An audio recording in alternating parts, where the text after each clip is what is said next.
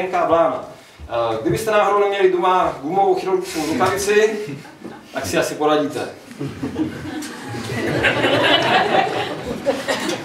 A máte z toho nástroj, který je unikátní, protože je zároveň bicí a zároveň dechový. To je zvláštní, že ne, že by do bubnu nešlo foukat a do trubky tlouci. Ale tento nástroj je k tomu, jak si uspůsoben a na to, jak je malý, je velmi efektivní. Názorně ukážu, tohle je jeho bicí část a dechová část.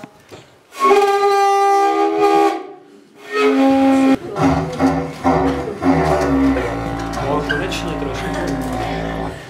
Tady si můžeme položit zásadní otázku. Závisí výška tónu na výšce nástroje? Co myslíte? Tedy, když zvedneme nástroj, bude znít výše. Gravitace.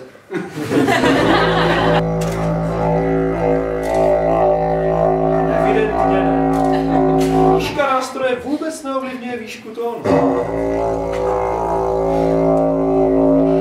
Ale připomíná slona. Kroutícího chobotem. Dobře, co bychom museli dělat, abychom ovlivnili výšku tónu, jestliže to není výška nástroje? Co bychom s tím nástrojem měli udělat, aby ten tón byl vyšší nebo hlubší? Změnit délku, správně. I na toto v Bauhausu mysleli. Děkuji. Názorně ukážu.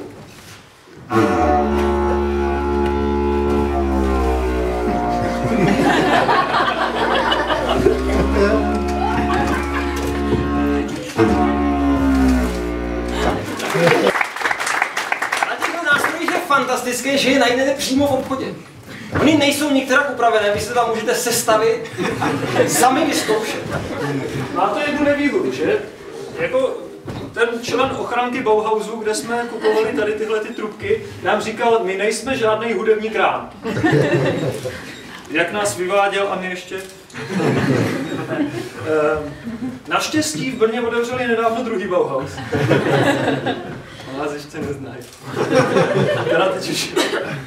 A my jsme tam našli tuhle věc. To je husíkr, nejenom, že je to nástroj vdechový, ale že je to jediný zástupce skupiny nástrojů rotačních. Tak už vás zase vedou. Už si stihnete i zaplatit a nic si vám zůstane. Tedy sláva fyzice jako lidovému umění. Doufám, že jsme vás nakazili a že budete šířit tuhle slávu do všech Bauhausů, Oby a jiných staveb v České republice.